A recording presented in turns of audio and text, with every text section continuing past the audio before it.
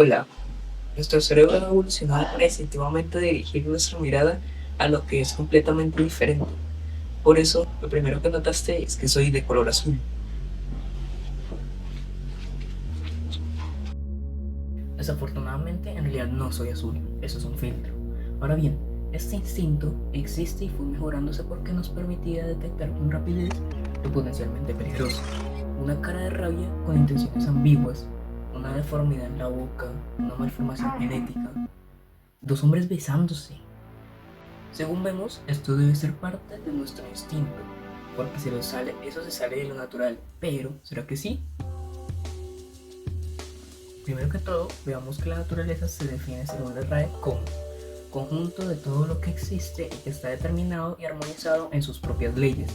Esto significa que la naturaleza alberga todo lo que existe, menos las creaciones humanas, ya que éstas están afuera de sus propias leyes.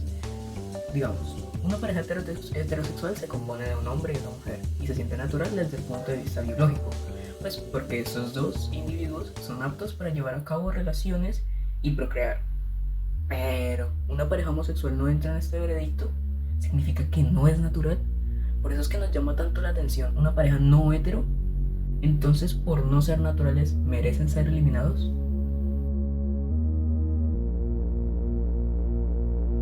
Para responder esto, hay que mirar al pasado. En la Grecia clásica, las relaciones entre hombres eran normales siempre y cuando se hicieran con el objetivo de transmitir conocimiento y virtud política. Se daba entre un hombre adulto que asumía el rol dominante, que terminaba siendo elogiado y que no perdía su hombría, y entre un hombre joven, que tenía el rol de pasivo. Los espartanos tenían la creencia de que sus gladiadores gays eran más fuertes, porque según ellos, el amor entre hombres fortalecía el ejército. Y sin embargo fue pasando lentamente el tiempo, y esta concepción de lo que era natural fue cambiando. Ahora el hombre pasivo de la Grecia clásica era visto como femenino, y teniendo en cuenta la cultura androcentrista de aquellos tiempos, era visto más bien como inútil, débil, inferior. Todo esto no era solo una discriminación selectiva de la sexualidad, era también una discriminación hacia el sexo en sí. Entonces, ¿el sexo no hetero está bien para el que tenía poder? O más bien, el poder define si el sexo no hetero está bien.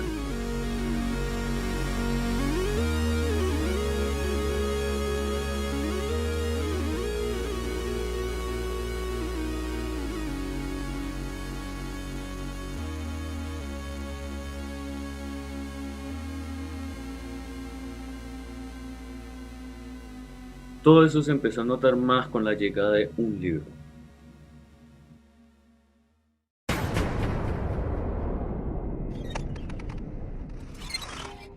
En la Edad Media la Iglesia Católica condenó a la homosexualidad como un pecado nefando, un pecado tan grande que el mero hecho de mencionarlo daba temor.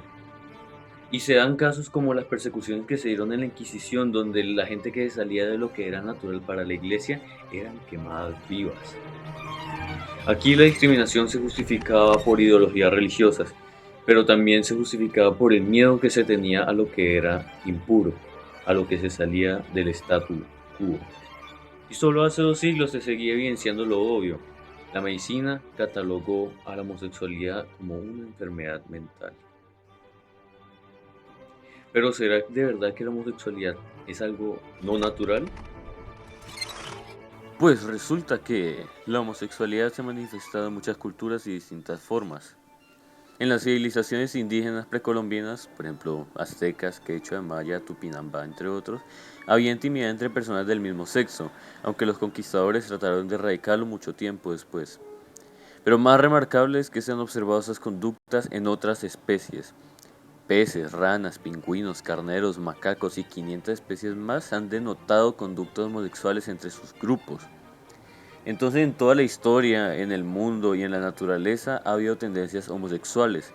Lo que ha cambiado es la actitud de la gente sobre ellas. Biológicamente, la diferencia sexual es algo natural y posible, pero a nivel social e ideológico resulta algo controvertido. Pero más controvertido aún es saber lo que causa la unidireccionalidad de las ideologías en la mente humana.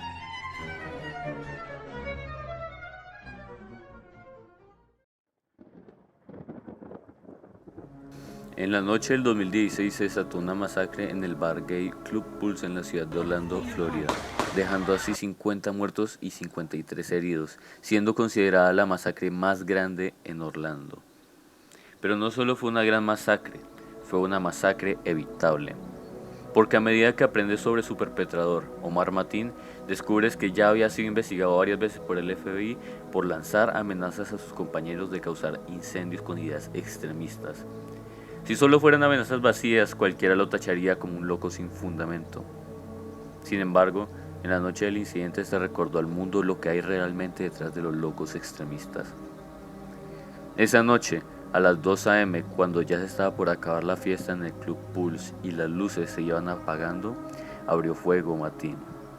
Venía armado con una pistola 9 milímetros, un rifle de asalto AR de calibre 223 y algún artefacto que no logró usar. En los últimos momentos de la masacre, el fuego de la policía obligó a que Mateen se refugiara en un baño donde mantuvo a hartos rehenes. La policía realizó una serie de llamadas tratando de dialogar con él para que se resignara y así dejara a los rehenes libres. Sin embargo, adentro del corazón de Mateen había un odio insaciable. En más de 3 llamadas, Mateen expresó su apoyo tanto al autodenominado Estado Islámico como a su rival en Siria, el Frente al-Nusra. Sus convicciones vienen del islamismo radical, la cual considera la homosexualidad un crimen dantesco y un pecado inefable. No fue una masacre por enfermedad mental, fue por un odio alimentado por ideologías radicales. La policía cataloga este acto como terrorismo, pero es más preciso llamarlo una tragedia. Tragedia, porque Mateen fue criado y alimentado con semillas venenosas. Su mismo padre tras el incidente mencionó que no pensaba que su hijo estuviera tan lleno de odio contra la gente homosexual como para acabar con ellos. Va, si de eso mismo se encargaba Dios.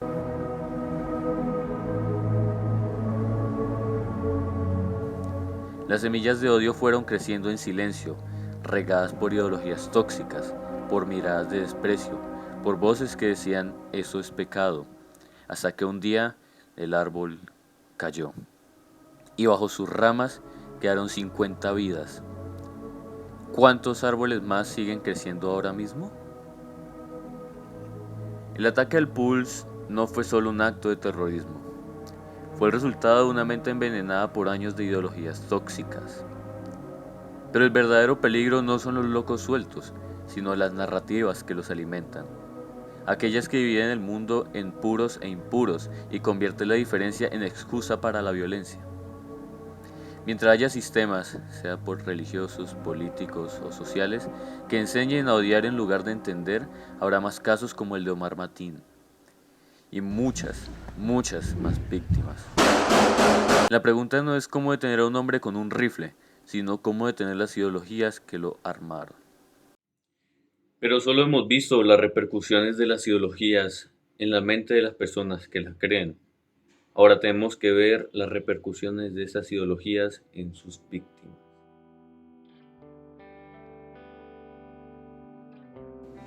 Sergio Urrego era el nombre de un joven de 16 años oriundo de Bogotá, conocido por su familia y compañeros por ser un lector empedernido, crítico y de buen desempeño académico. Hace unos días se revelaron los puntajes del ICFES y se mostró que él era el 10º mejor ICFES a nivel nacional. Todo parecía ir bien en la vida académica de Sergio, pero el único problema es que él era gay. Urrego pertenecía a un grupo estudiantil anarquista llamado la Unión Libertaria Estudiantil y del Trabajo, desde donde denunció a su colegio por el supuesto absentismo de profesores y cobros irregulares, cosa que lo puso en la mira de su institución educativa que quería callarlo. Según se denuncia, un profesor tuvo acceso a un celular en el que había una foto de Urrego besándose con otro joven. Se cree que la discriminación se desató cuando el profesor presentó la foto a los directivos del plantel. La institución decidió no permitir el ingreso de Urrego al colegio hasta que los padres de ambos jóvenes se presentaran en este. Esta situación llevó a que Sergio le confesara la relación que sostenían sus padres, quienes lo apoyaron totalmente, pero los demás no lo hicieron. Posteriormente, los padres del joven que aparecía en la foto besándose con Urrego resolvieron denunciar a Urrego por acoso sexual contra su hijo. Asimismo, el colegio denunció a la madre de Urrego, Alba Lucía Reyes Arena, por supuesto abandono de hogar, ya que residía en Cali.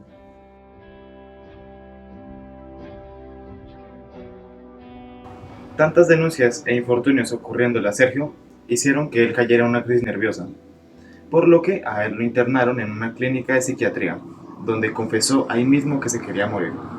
El 4 de agosto fue marcado por sus últimas cartas, donde podemos ver mejor la perspectiva que él tenía ante esta situación. Cito: hoy espero lean las palabras de un muerto que siempre estuvo muerto, que caminando al lado de hombres y mujeres imbéciles que aparentaban vitalidad, deseaba suicidarse. Me lamento de no haber leído tantos libros como hubiese deseado, de no haber escuchado tanta música como otros y otros, de no haber observado tantas pinturas, fotografías, dibujos, ilustraciones y trazos como hubiese querido. Pero supongo que yo puedo observar a la infinita nada. Ya después de descargar su sentir, escribió unas cartas dirigidas a su madre, donde desmentía las denuncias de acoso sexual de las que se le habían acusado. Cito: en la memoria de mi celular y en el escritorio de la PC quedan 2 pantallazos de nuestras conversaciones en WhatsApp que demuestran que él no se sintió acosado en ningún momento, pues respondía con naturalidad a los mensajes. Nunca en mi vida he acosado sexualmente a nadie. Me parece un acto reprochable.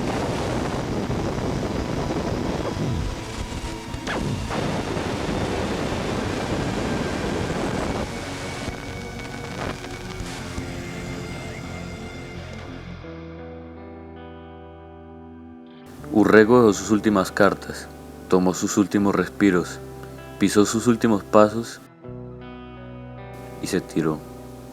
Se tiró desde el último piso del centro comercial Titán Plaza, situado en el noroccidente de Bogotá. Lo más indignante es que tras el suicidio de Urrego, la misma institución donde él estudiaba citó a sus padres para tratar de disuadirlos de no declarar nada en contra de ellos en las redes sociales. Los miembros de la institución y la rectora declararon que nunca se dieron casos de homofobia hacia él. Sin embargo, que sí se le había negado el derecho a la educación.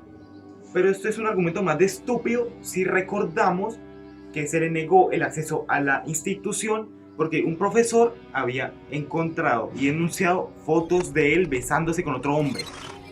La escuela afirmaba que esta denuncia no era exclusivamente porque fueran 2 hombres besándose, era porque eso iba en contra del manual de convivencia en el que se prohibían las relaciones entre estudiantes.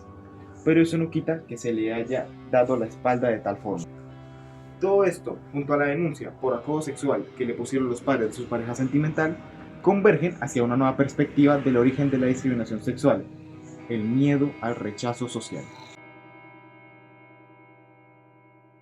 Sin embargo, es probable que hayan tomado esta decisión por el miedo a lo que dirán los demás, los vecinos, su familia, y trataron de censurar esta conducta para tratar de acabar la relación, pero en vez de contribuir a terminar la relación, contribuyeron a acabar con la vida de Urrego.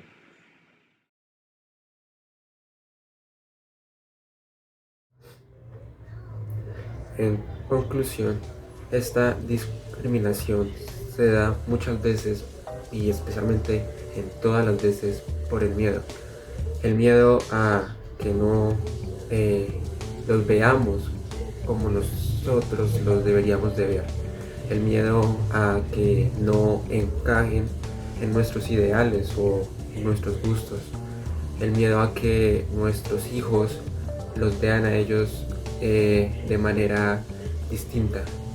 Esto debido a que a nosotros nos enseñaron unos valores, a todos unos valores distintos, pero no por esto debemos de rechazar a los demás, de rechazar a aquellos que no vienen con los mismos valores, los mismos gustos, las mismas creencias que nosotros, porque estos seres humanos también tienen emociones y merecen ser tratados como iguales.